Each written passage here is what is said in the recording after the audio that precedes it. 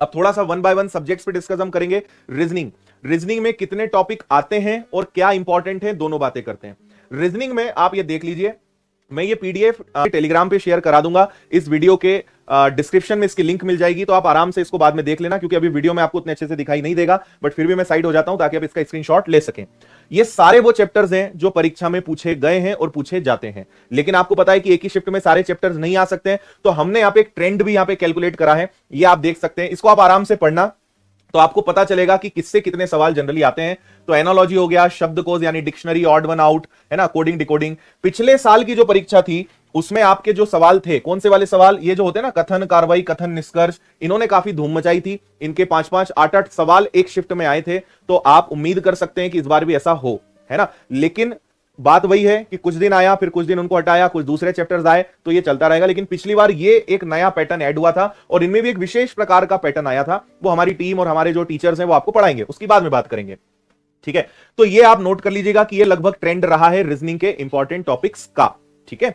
चलो आगे आपको लेकर चलता हूं मैथ्स की तरफ, है ना। लेकिन मैथ्स में भाई क्या करना है, एक महीने में, जैसे हम जब मैथ्स पढ़ाते हैं तो एक महीने में 3 या 4 ही टॉपिक हो पाते हैं। मैथ्स का सिलेबस इतना बड़ा है और आपको इतने चैप्टर्स पढ़ने हैं, इतने चैप्टर्स परीक्षा में पूछे जाते हैं। ये वो सारे चैप्टर्स हैं जिनसे प्रश्न पूछे गए, बट अगेन मैं आपको वही बताना चाहता हूं कि मान लीजिए मैथ्स के 35 सवाल आएंगे, तो 20 से 25 सवाल तो लगभग ऐसे हैं कि आते ही आते हैं, हर शिफ्ट में देखने को मिलेंगे।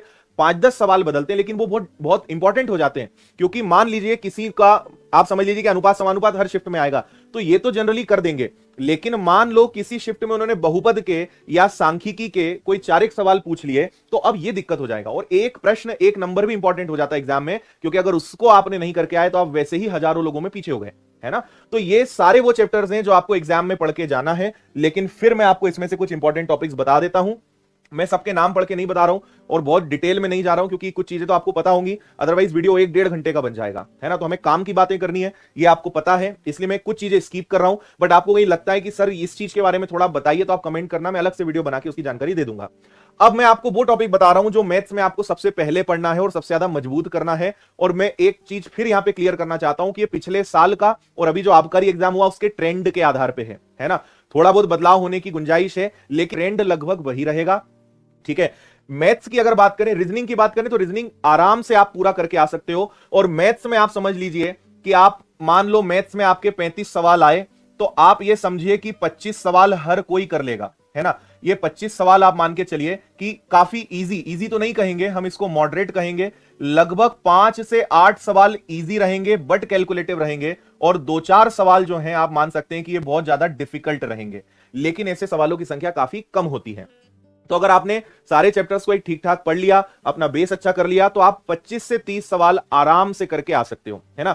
ये केवल अफवाहें बाहर जाके फैलाई जाती है एग्जाम से निकलने के बाद, पेपर बहुत कठिन आ रहा है, पता चल रहा है 4-6 सवाल कठिन थे, और 2-4-6 सवाल तो कठिन आएंगे, 2-4-8 सवाल बहुत कैलकुलेटिव होंगे, बट इसका यह मतलब नहीं कि पूरे प्रश्न कठिन होंगे, है ना। तो इन चीजों से घबराना नहीं है, और इसीलिए अफवाहों पे मत जाइए, मैं क्या कह रहा हूं उस पे मत जाइए। पुराने पेपर्स आराम से उपलब्ध हैं हर जगह आपको मिल जाएगा। आप खुद एनालिसिस करिए, आप खुद कहेंगे कि यार इतना कठिन नहीं होता है ना। इंपॉर्टेंट ये होता है कि आप ज्यादा से ज्यादा प्रश्न करके आए, ऐसा नहीं होता है कि पेपर बहुत कठिन आ जाएगा, है ना। पर हर चैप्टर आपको सीखना पड़ेगा। सबसे ज्यादा चैलेंज क्या है कि हर चैप्टर सीखना पड़ेगा, क्योंकि आपकी शिफ्ट में कौन से चैप्टर के क्वेश्चन ज्यादा आ जाएं या कौन से चैप्टर के प्रश्न आ जाएं। आपने मान लीजिए कि आपने एलजेब्रा, ट्रिग्नोमेट्री, ज्योमेट्री इनको ढंग से नहीं पढ़ा, आपकी शिफ्ट में उसके सवाल ज्यादा आ गए, तो आपका पेपर तो बिगड़ गया ना। समझ में आ रही है बात मेरी। इसलिए पढ़ना सब पड़ेगा। लेकिन एक अच्छी बात यह है कि एडवांस के क्वेश्चंस काफी कम पूछे जाते हैं, अरिथमेटिक के ज्यादा होते हैं। तो अगर आपको एडवांस मैथ से डर लगता है तो आप बीज गणित यानी एलजेब्रा, क्रमचय संचय प्रायिकता यानी permutation, combination, probability, number system, LCM, HCF, क्षेत्रमिति, सिंप्लीफिकेशन, ये एडवांस के वो चैप्टर्स हैं जिनको अच्छा कर लेना, है ना। मतलब मैंने आपको थोड़ा फिल्टर दिया है, बट इट डजंट मीन कि बाकी चैप्टर इंपॉर्टेंट नहीं है। इट्स ऑल अबाउट कि अगर 30 चैप्टर हैं तो 15 पे थोड़ा ज्यादा ध्यान देना है, 15 पे थोड़ा कम, लेकिन ध्यान सब पे देना है। एग्जाम में हर चीज से पूछा जाएगा।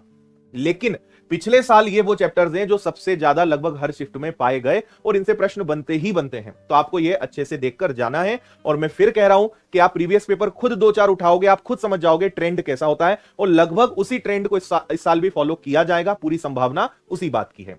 उम्मीद है यहां तक आपको बात समझ में आ गई होगी। आगे बढ़ते हैं साइंस एंड जीके के एनालिसिस को देखते हैं तो साइंस में आपको 4 चीजें पढ़नी पड़ती है, बायोलॉजी, फिजिक्स, केमिस्ट्री और एनवायरमेंट, और इनसे लगभग जो प्रश्न पिछले साल पूछे गए वो आपके सामने हैं।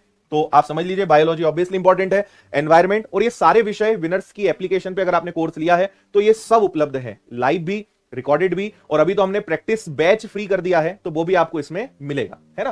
तो ये आपको सारी चीजें पढ़नी पड़ेगी, और लाइव तो ऑब्वियसली 1-1.5 महीने में आप नहीं पढ़ सकते, तो आपको ज्यादा से ज्यादा रिकॉर्डेड देखकर ही क्लासेस को कवर करना पड़ेगा।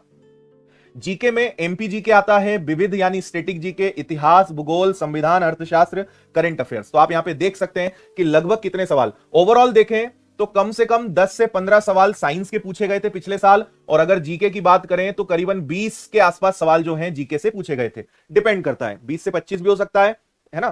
तो लगभग ये ट्रेंड जो है पिछले साल देखने को मिला, और 99% उम्मीद है कि इस साल भी यही होगा, है ना, यही चीज आपको देखने को मिलेगी। ठीक है भाई, यहां तक आपको सारी बातें समझ में आ गई होंगी कि पेपर में क्या होता है। बहुत क्रिस्पी और बहुत सिंपल वे में हमने आपको दिखाने की कोशिश करी है कि किस तरीके से पेपर आपका डिजाइन होता है। आगे देखिए, मैं फिर आपको कह रहा हूं कि शिफ्ट वाइज परीक्षाएं होती हैं, इसमें कुछ भी आईएमपी नहीं होता है, क्योंकि हर 2-3 दिन में ट्रेंड बदलता है। आज उन्होंने कुछ चैप्टर्स पूछे, 2-3 दिन बाद ट्रेंड चेंज हो जाएगा, कोई नए चैप्टर्स फिर पूछेंगे, वो मतलब हर चैप्टर पूछा जाएगा। ये सबसे बड़ी समस्या होती है शिफ्ट वाइज परीक्षाओं की। तो अगर आप इस वीडियो को इसलिए देख रहे हो कि बस सर आईएमपी बता दे और उतना मैं पढ़ लूं, तो भाई ये वीडियो आपके काम का नहीं है, क्योंकि आपको एक चीज आज ही एक्सेप्ट करनी पड़ेगी कि हर चैप्टर इंपॉर्टेंट है, लेकिन फिर भी कुछ ऐसे चैप्टर्स हैं जो फिक्स हैं कि आते ही आते हैं। मान लीजिए 35 सवाल हैं तो 20 से 25 सवाल तो फिक्स है कि ये पूछे ही जाएंगे, 8-10 सवाल में चेंजेस आते रहते हैं, तो हम उसको जरूर थोड़ा सा आपकी उसमें मदद कर सकते हैं। तो मुझे उम्मीद है यहां पे आपको चीजें समझ में आई हुई है, तो मुझे उम्मीद है कि सारी बातें आपको क्लियर हो गई होंगी। वीडियो ऑलरेडी काफी बड़ा बन चुका है, आपको समझ में आ गई होंगी। स्टिल अगर आपके कोई डाउट है, कोई क्वेश्चन है, जरूर कमेंट करिए, मैं अलग से वीडियो बना के उसकी भी जानकारी दे दूंगा। बहुत बहुत धन्यवाद, ऑल द बेस्ट, जय हिंद, खुश रहिए।